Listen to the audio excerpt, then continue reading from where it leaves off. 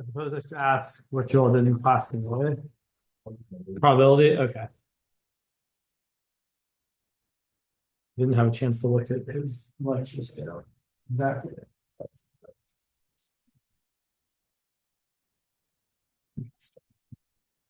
And just so everybody is aware, I just posted an announcement maybe 20 minutes ago. Unfortunately, I'm gonna have to cancel class next Wednesday and Friday. I will not be here. So Monday will be our last class. I do intend to scour this is probably the third or fourth time I've taught Co-17C, so I should have some fairly relevant videos on the material that we would have covered. I will look for those and post them on Canvas as soon as I'm able to. And then, yeah, as far as a practice final, I will see what I can do. Finding time is going to be challenging. Also, I don't have something to work from, so I'll try my best, and I will certainly let you know once I have posted something. If I post something, I really intend to. I just don't want to promise something and then not deliver. So I intend to post one, but there's a possibility it might not happen. That said, I certainly know of what I'll probably do first actually is find some other practice finals or review materials for 17C that have already been made and put those on Canvas. And then if I have a chance, I will also try to write something more specifically geared towards his class. But we'll see what I can do. All right. That said, let's talk about probability. And again, the real ideal, the kind of ideal probability is that you're really just find the probability of some event occurring or something happening.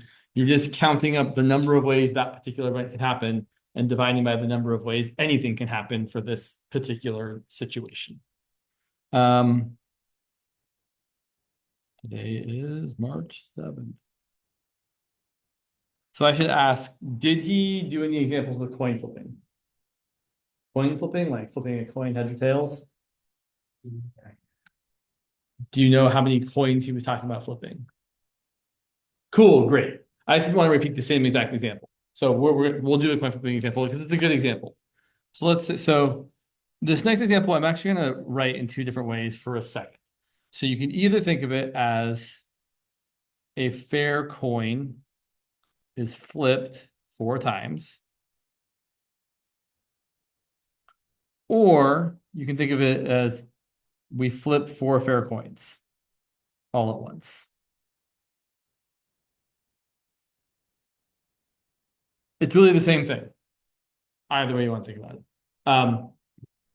If you're flipping them all at once, I kind of like to imagine them being like painted different colors so you can distinguish one from the other. Whereas if you're flipping it 4 times subsequently, you kind of be like, well, the first flip, the second flip, the third flip, the fourth flip.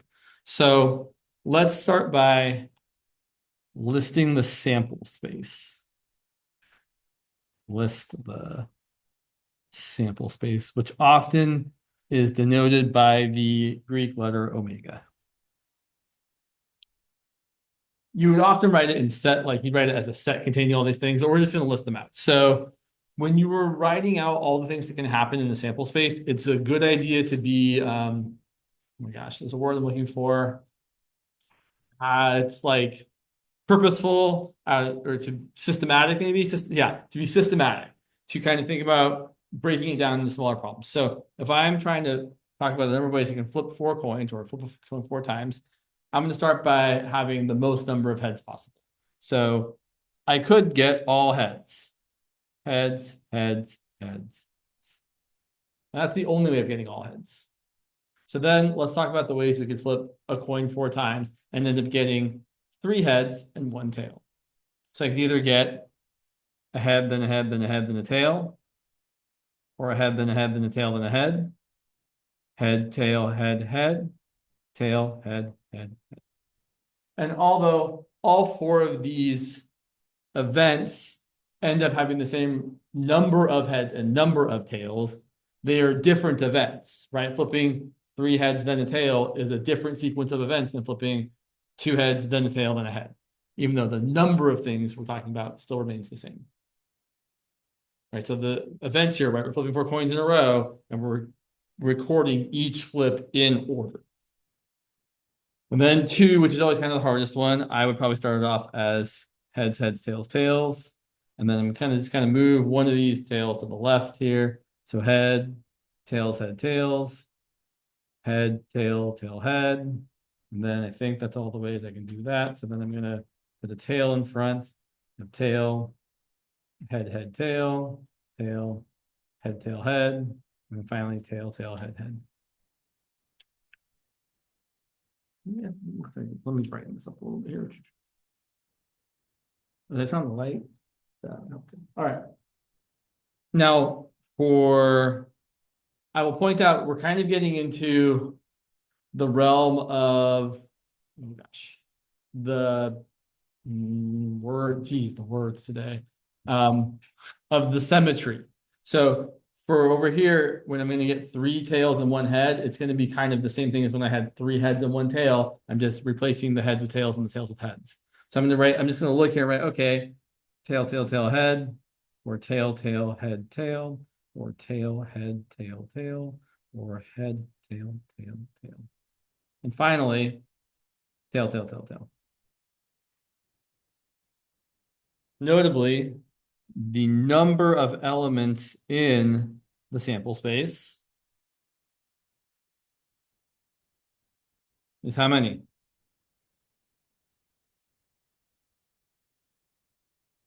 I mean, we could count them all up, or you can think about how many choices you have for each flip. The first flip, we have 2 choices, heads or tails. The second flip, you have 2 choices. The third flip, 2 choices. The fourth flip, 2 choices. There's 2 to the 4th choices, or 16 possible different outcomes. Oh, there was something cool I forgot to tell you about the Pascal's triangle thing. We talked about Pascal's triangle, right? And how the numbers are the binomial coefficients or the choose function numbers. If you add up any row of Pascal's triangle, let me just show you because it's super cool. That's probably enough rows, but I want to do one more. 1 is 1, 1 plus 1 is 2, 1 plus 2 plus 1 is 4, 1 plus 3 plus 3 plus 1 is 8, 1 plus 4 plus 6 plus 4 plus 1 is 16. I bet these add up to 32. I bet the net ones add up to 64. Those all add up to 2 to whatever power. This is equal to 2 to the 0. This sums to 2 to the first, 2 to the second, 2 to the third, and so on and so on and so on. Also, worth noting, the number of ways of getting 4 heads or 0 tails is 4 choose 4. One way. The number of ways of getting 3 heads, 4 choose 3. The number of ways of getting 2 heads, 4 choose 2. The number of ways of getting 1 head, 4 choose 1. The number of ways of getting 0 heads, 4 choose 0. You could also imagine each of these as the ways of getting that many tails. 4 choose 0, 4 choose 1, 4 choose 2, 4 choose 3, 4 choose 4.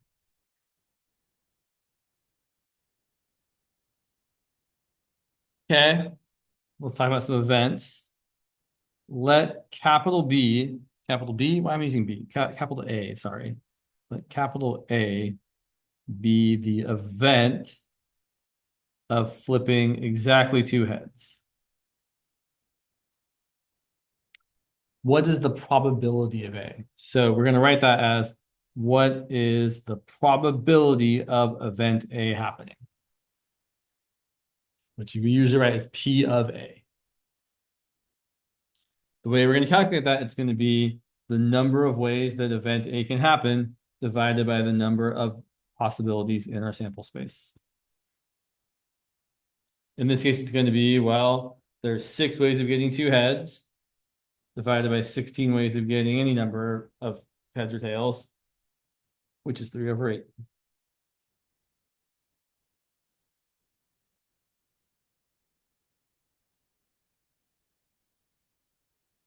Definitely don't hesitate to ask questions if you have them. Let's also say that C, sorry, not C, we're going to say that capital B is the event of flipping at least 3 heads.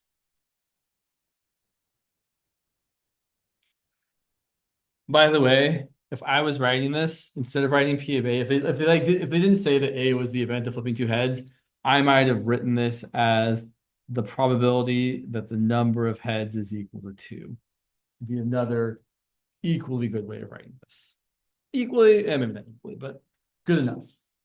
So here, find the probability of B, which I might also imagine as the probability that the number of heads is greater than or equal to 3. Well, that's going to be the probability of getting 3 heads plus the probability of getting 4 heads. 4 heads.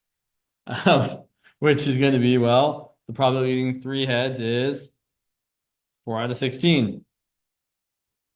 The probability of getting 4 heads is 1 out of 16. So the probability of getting at least 3 heads is 5 out of 16.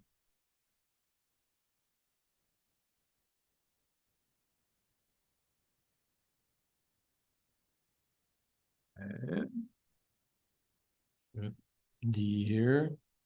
We're going to so it's pretty typical, although not always, to name your event. So it's easier to kind of, like, so you're not writing down the probability of getting at least how many heads. You're writing down the probability of A or B or C or whatever. So it's just more notationally convenient.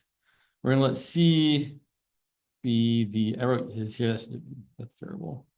Let C be the event of flipping at least 1 head.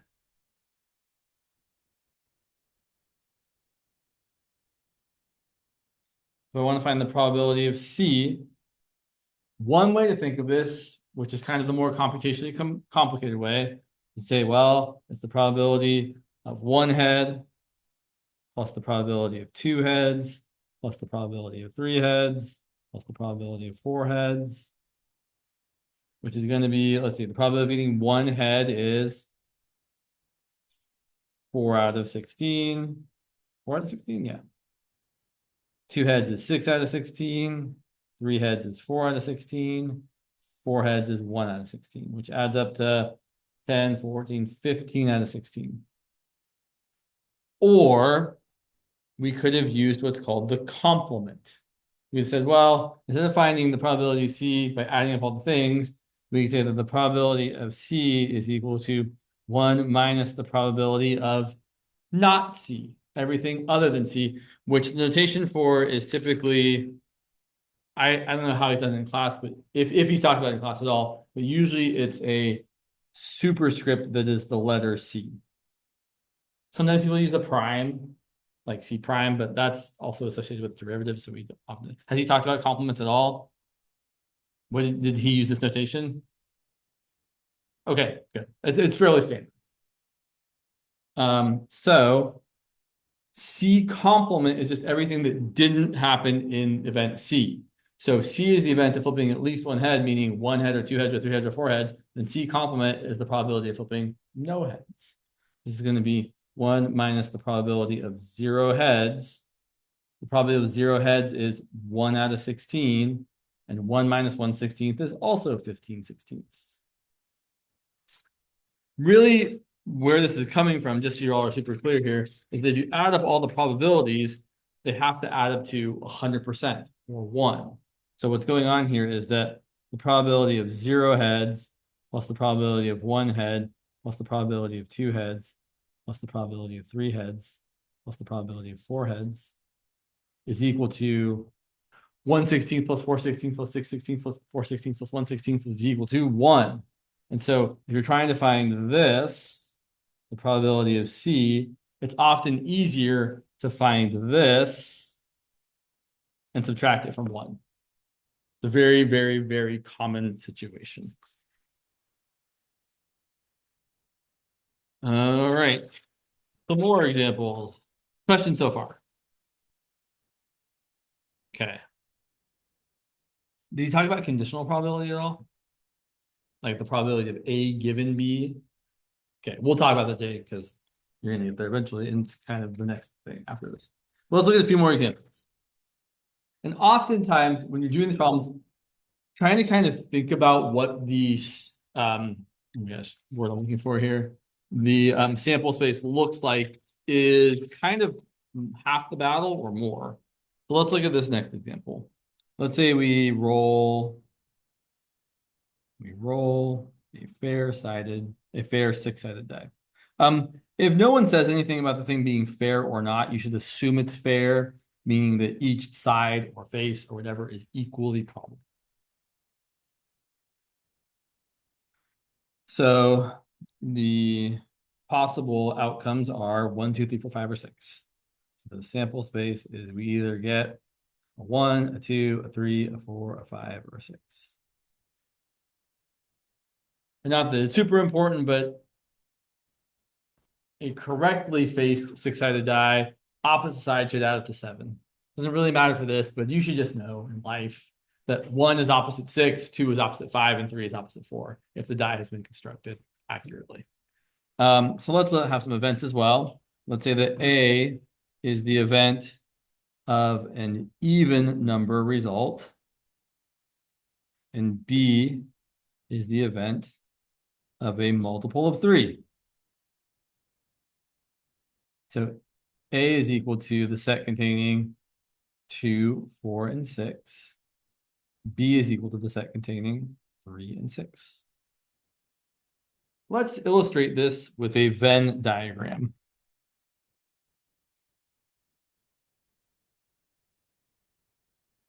Typically for a Venn diagram, you have kind of a big rectangle representing everything in your sample space, and then circles representing your different events. So we've got circle A and circle B, and there's probably some overlap. Actually, I'll call that A and that B. Okay, so in circle A, we have 1, 2, 4, and 6. In circle B, we have 3 and 6. And 6 is common to both of them. So 6 should be in the overlap, also called the intersection. 2 and 4 should be in A, but not also within B. And 3 should be in B and not also within A. And then everything else, 1 and 5, aren't in either A or B.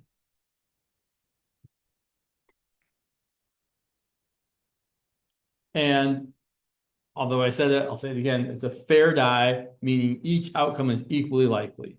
How many outcomes are there? 6. So each outcome has a 1/6 probability.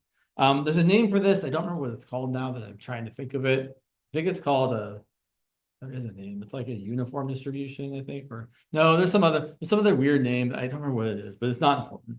I mean, not so probably getting a 1 is the same as probably getting a 2, is the same as probably getting a 3, same as probably getting a 4, a 5, and a 6, which is 1 out of 6. So let's talk about the probability of event A happening. Well, there's 3 ways event A can happen, so it's going to be a 3 out of 6 probability. Or you could have said it's 1/6 plus 1/6 plus 1/6. But not surprisingly, the probability of rolling an even number is 1/2. Half of them are even, half of them are odd. Similarly, I guess I could label things here.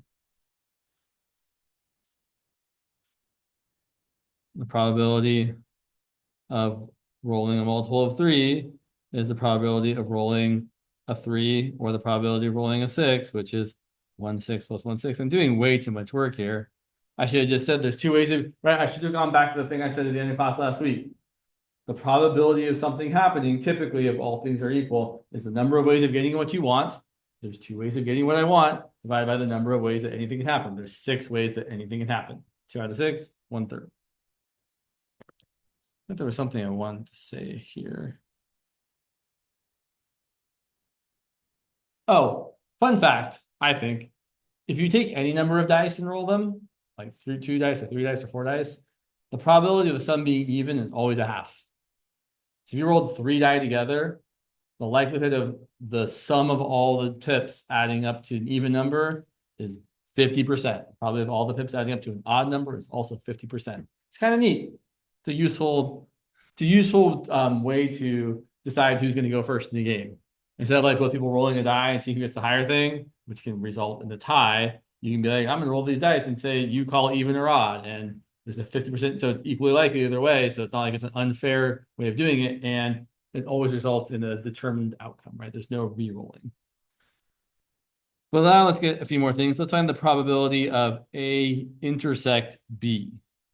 That's the intersection of A and B, also known as the overlap. So whatever's in the middle or common to both. So in this case, we have to have A being true and B being true. So that's going to equal, well, there's only one way of getting that. It's the probability of rolling a 6, which is 1 out of 6. There's only one event that is in both A and B. On the other hand, the probability of A union B, there's not really a good way of describing the union other than it's everything. So I mean, there is, it's just a lot more words. It's all things in A, B, and the overlap. So basically everything in here. That's your intersection, or your union, sorry, union. So looking at all the things in A and B, there's 1, 2, 3, 4 things in there. So it's going to be 4 out of 6. Now, while that's nice to know for this example, there is a formula for this based on the intersection of those two things. So check this out. Another way I could have said this well is it's everything in A plus everything in B. But then I've double counted the things in the overlap. So I'm going to subtract off the overlap one time.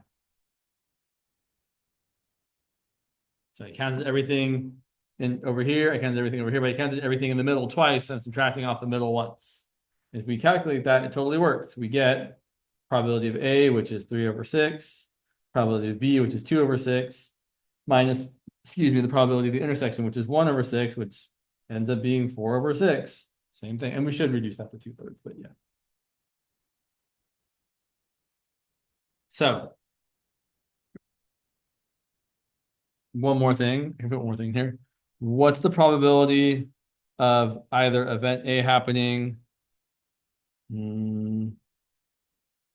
or rolling a 5? Well, I mean, the easy way to do this would be like, well, A has 3 things and 5 is one more thing, so that's going to be 4 out of 6. But I want to use this formula again just to show something. So it's going to be the probability of A happening plus the probability of rolling a 5 minus the probability of the overlap of A happening and rolling a 5. Probability of A is, once again, 3 out of 6. Probability of rolling a 5 is 1 out of 6. And the probability of A happening and rolling a 5 is 0. There isn't a way that we can roll an even number and roll a 5. Those are what we call mutually exclusive events. So these are mutually exclusive, meaning the set of things that satisfy it is the empty set, and the probability of that happening is 0. Doesn't it being 4/6 or 2/3? So when things are mutually exclusive, it means their intersection is 0. So A and B are mutually exclusive events if and only if the intersection of A and B is the empty set, or the probability of the intersection of A and B is equal to 0.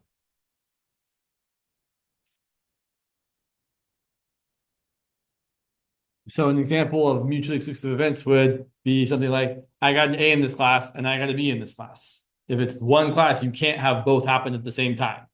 So the probability of both happening would be 0.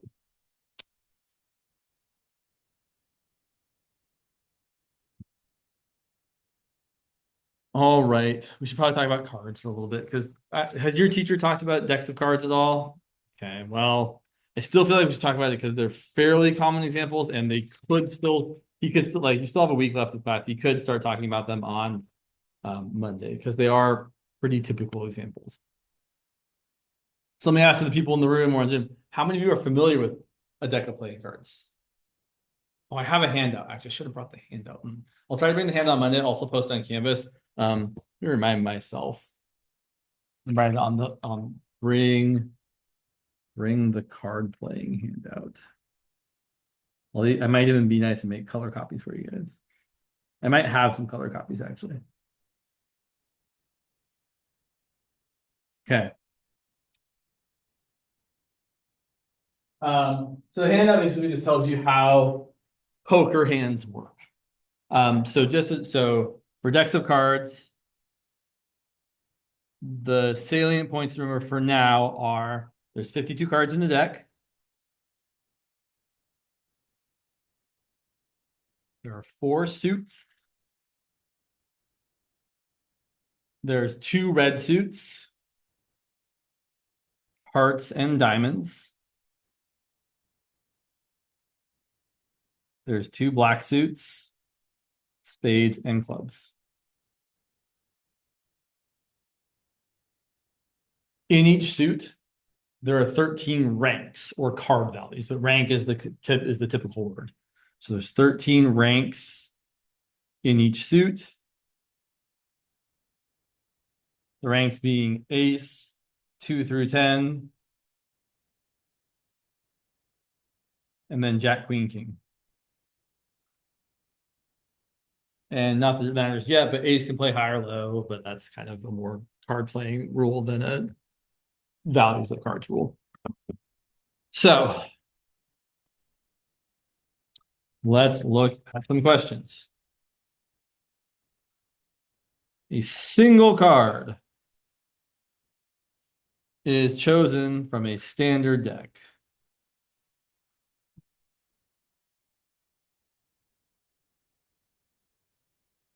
Find the probability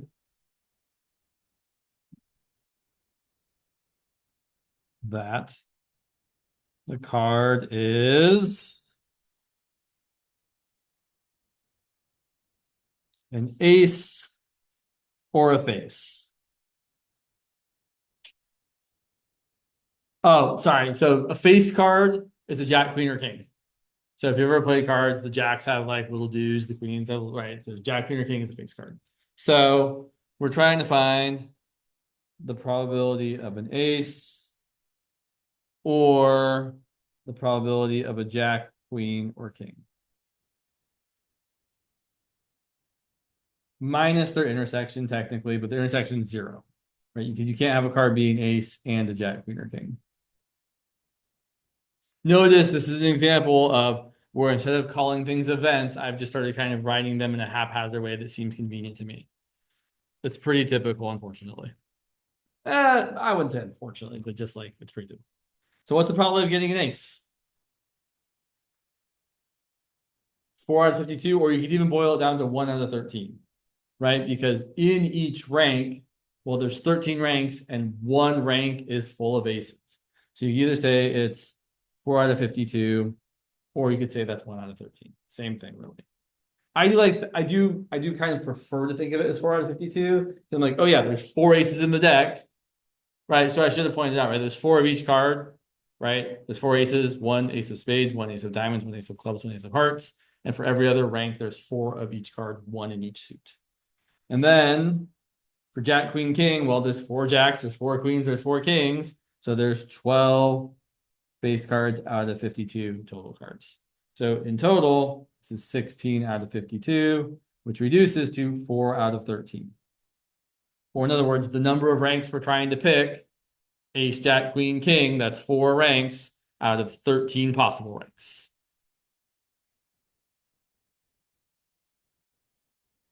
Okay. Let's make it a little more interesting. I would point out here that right here, the intersection again is an intersection of things that are mutually exclusive. So the intersection is the empty set. Which people often write as the Greek letter phi with the 0 through a slash through it. Okay, question B. What's the probability of drawing a heart or a queen? Okay, let's label it. Let's say drawing a heart is event A, drawing a queen is event B. Important language here, and I think we kind of talked about this last time, but well, we kind of talked about it anyway. So when we're talking about counting principles, I mentioned how if some event happens and another event happens, then we usually multiply those things together to find the total number of outcomes. Whereas if we say we want to know the number of ways of doing this or the number of ways to do something else, that usually corresponds to adding the number of possibilities together. Well, there's a similar kind of language thing that happens with intersections and unions. If I want to know the way of getting the number, a heart or a queen, that or typically corresponds to a union. Now, we need to be extra super careful about what a mathematical or means. It's different than your usual or, right? The very common example is you go to a restaurant and they ask if you want soup or salad, you get to choose one, right? You don't get to choose both. That's not what this or means. A restaurant or, also known as an exclusive or, is one or the other, but not both. Whereas a mathematical or, which is a union, means one or the other or both is also fine. That's a mathematical or. If they want an exclusive or, they say they want an exclusive or. So a heart or a queen. So we're trying to find the probability of A union B, which is going to be the probability of A plus the probability of B minus the probability of the intersection, getting a queen and a heart. Okay, so how many hearts are there? There's 4 queens. There's a lot more hearts.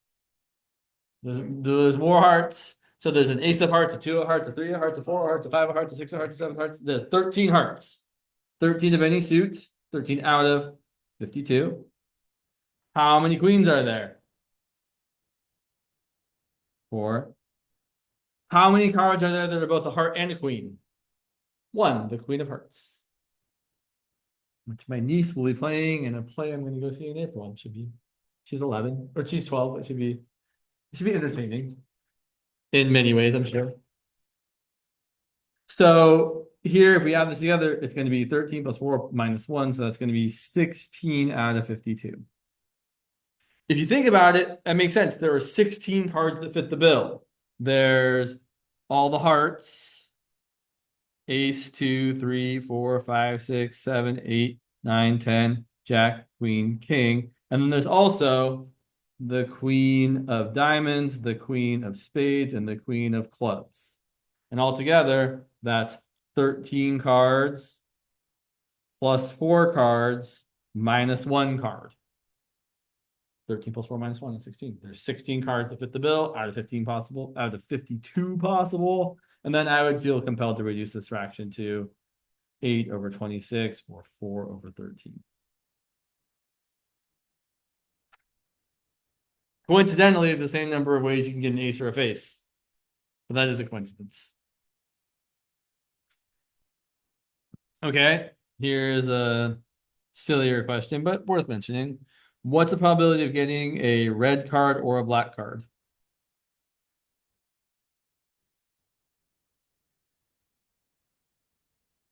Before we write down any formulas, you should be able to think of what the answer is going to be. I draw a card from a deck. What's the probability or likelihood that it is either red or black?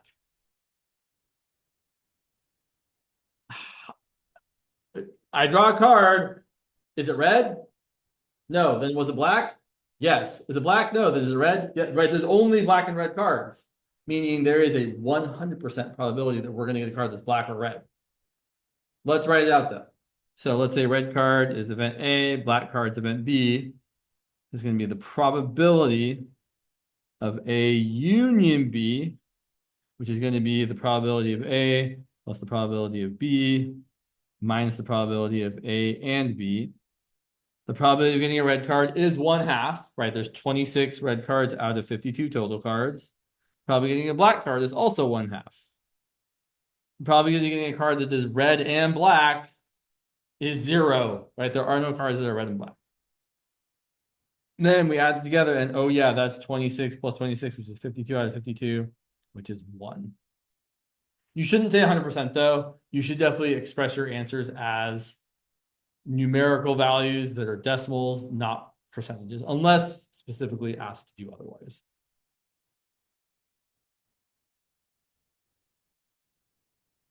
Okay, but now things get more interesting.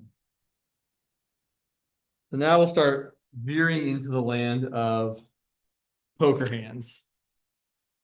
So, well, I'll just grab it as we go. So typically, for most poker hands, did I use any numbers there? Maybe I did not. Let's see. Sorry, 1 sec. No, I did not. Fine, that's fine. I think we're number 4. So usually you get a hand of 5 cards. The 5 cards are dealt from a deck of 52. Question A. What is the probability that all 5 cards are diamonds? Note that when all 5 cards are the same suit, that is called a flush.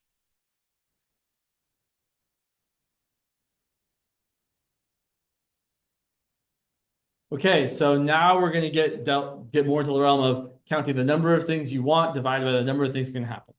So the probability of 5 diamonds is equal to, so we usually use this lowercase n notation for the number of ways of getting what you want. And I should also maybe make this easier.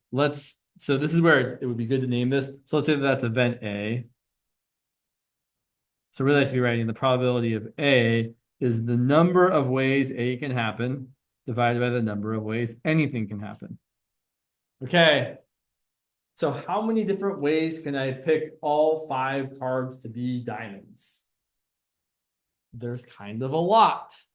Because how many diamonds are there to pick from? 13.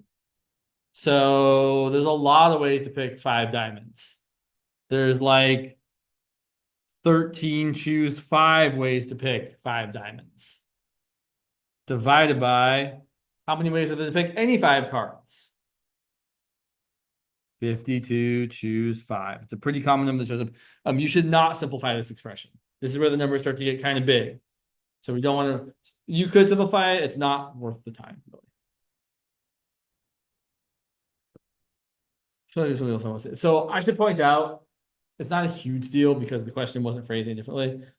But technically, if you're just talking about getting a flush, you don't want to get a hand of a higher value, and a straight flush is a hand that's a higher value that also happens to be a flush. So we've actually counted too many things here, but we're not going to worry about it too much. It's a little weird. It's not too big a deal though. Let's go a little bit bigger. What's the probability that we get a flush of any suit? Or just a flush? Well, let's call that event B. So now we have to have sort of kind of like a chain of events. So the probability of event B happening is the number of ways of getting any grouping of 5 cards of the same suit divided by the number of ways anything can happen. For poker hands, you're almost always going to be dividing by 52 choose 5. It's kind of just a fact of poker probabilities. Okay, so usually when you're doing a question like this, and it can kind of be, you're not limited to being a particular suit or a particular rank, you have to start asking questions like, okay, how many ways can we pick the suit of the card? Because all cards have to have the same suit. So once we make a choice, that's it. Well, how many suits are there? So we're going to say, okay, 4 choose 1. There's 4 suits to choose from, and we're going to choose one of them. And then now that we've picked our suit, say it's spades, then from those 13 spades, we're going to ask how many ways can I pick 5 of them? We're going to multiply by 13, choose 5. Really, this answer is just 4 times as big as our previous answer, because if there's however many, pretend we knew this number here, whatever that probability is of getting a flush of diamonds, the probability of getting any flush is 4 times as big, because you can get any of the same combinations with spades or clubs or hearts. So that I'm just pointing out, that's 4 times the probability of A that we calculated before.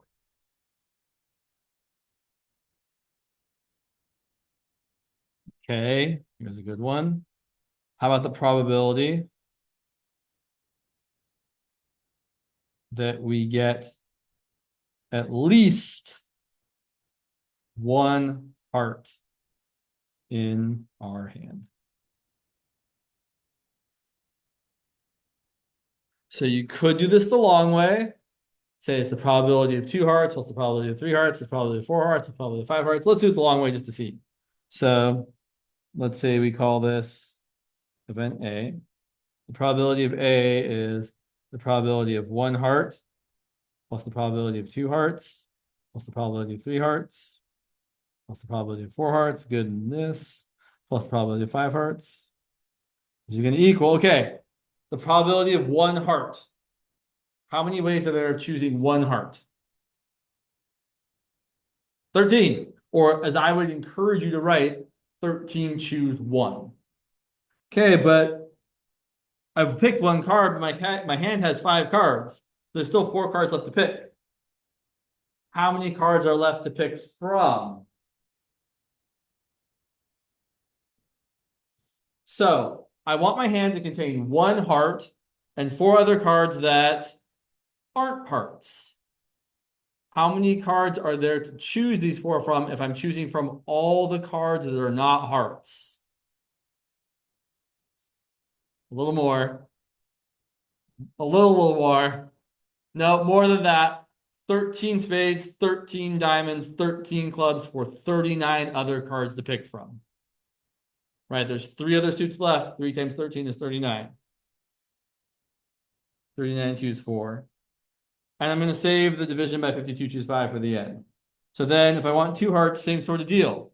From the 13 hearts, I'm going to choose 2 of them. From the other 39 cards, I'm going to choose 3 of them. And then the same deal going on. I want 3 hearts. 13 choose. I'm not going to have enough space. It's terrible, James. 13 choose 3 times 39 choose 2. And then if I want 4 hearts, gross. 13 choose 4 times 39 choose 1. If I want 5 hearts, 13. Oh my God, I feel terrible about this. 13 choose 5 times 39 choose 0, which is just 1. All divided by 52 choose 5. Or you could do the easier thing and say the probability of getting at least 1 heart is 100% or 1 minus the probability of getting 0 hearts, which is equal to 1 minus, well, the probability of getting 0 hearts means of the 5 cards, I'm choosing 5 of them from the other 39 cards that aren't hearts. So it's 39 choose 5. You could also throw in, if you wanted to, a 13 choose 0. But 13 choose 0 is equal to 1, so we don't really need to write that there. Divided by 52 choose 5. Apologies for how terrible that looks. If you have the wherewithal, though, you could take a minute to check that this computation is equal to that computation. I don't think you need to, but if you really want to verify it for yourself, oh yeah, these 2 things are the same.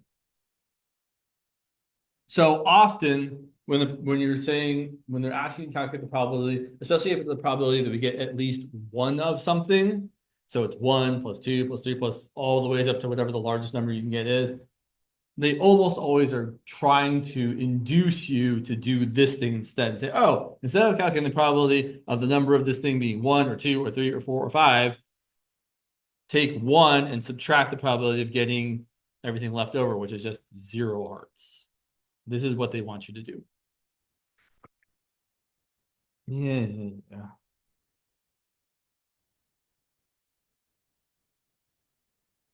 Want to make, no, I don't want that. I'm trying to, I don't want to leave you with that. It's not the hand that I need. Do I have it here? Yeah, okay. So in the last 5 minutes, I just want to talk about very briefly the idea of what's called conditional probability. Because this is the thing that's probably going to dominate the rest of our probability talking. Talking, yes, that's what I said, our probability talking. So let's say we have the following question, which again is kind of weird for decks of cards, but it's what we've got, so we're going to go with it. So a single card is drawn from a usual deck.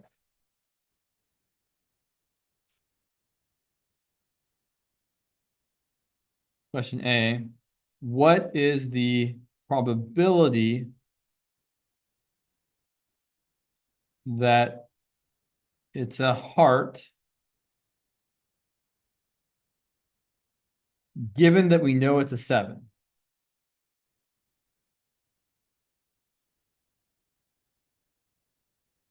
I feel like I skipped over something.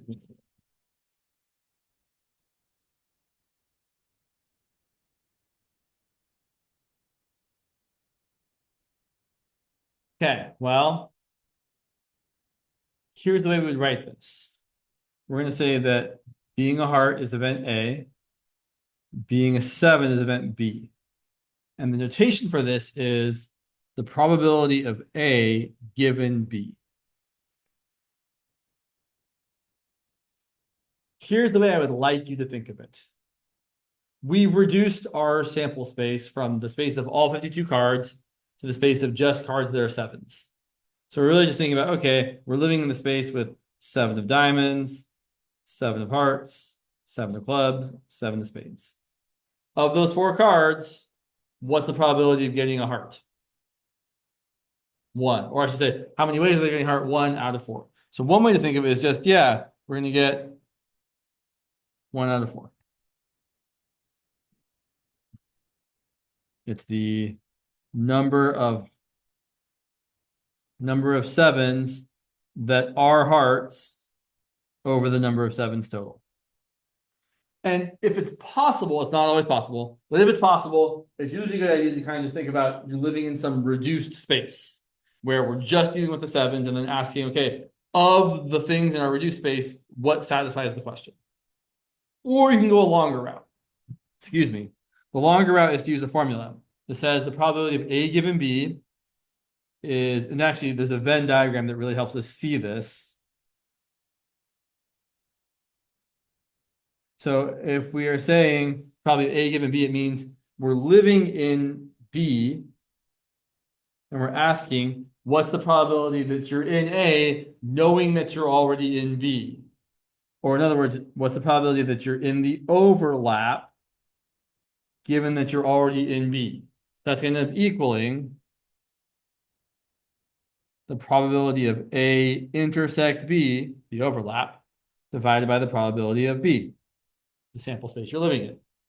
In this case, but then you lose the context of having a smaller sample space. So in this problem, the probability of A intersect B, well, that's being a heart and being a 7. There's only one card that meets that criteria, the 7 of hearts. So the probability of being a 7 of hearts is 1 out of 52. The probability of B happening, probably of getting a 7, is 4 out of 52. Oh, look, this reduces to the same number. Unsurprisingly, we still get 1 out of 4. So that's a very, very rudimentary kind of talk about how conditional probabilities work. You can either think of the given thing, and it's kind of unfortunate that the given thing always comes second in the conditional probability notation. So it's the probability of A given B, or knowing that B happens,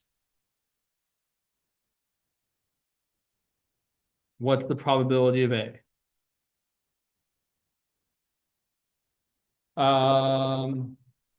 And you can either do it in this way we talked about, where you kind of just try to talk it out, really. You just say, oh, yeah, we know this is what we're reduced to, and then we're asking how do we get what we want out of what we're reduced to.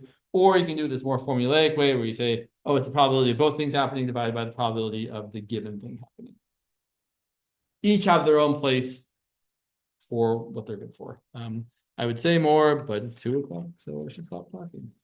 So reminder, I will not be here next Wednesday and Friday. We will have class on Monday. We'll continue to talk about this probability, this conditional probability. I will do my best that we make sure we cover like the Bayes rule stuff.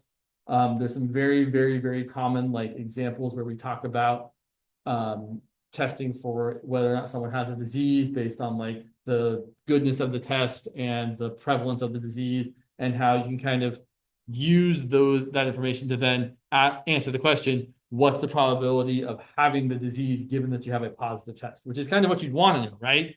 Because that's what actually makes sense. So we'll try to get to that, because that's kind of like the end game for where we go with this probability stuff.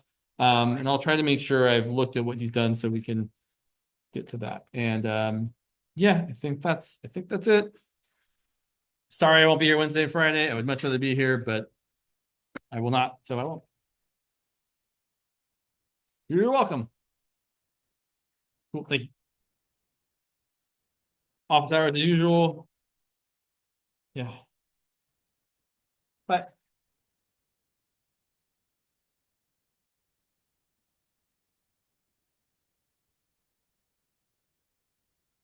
Okay, sure. Sounds good. You're welcome.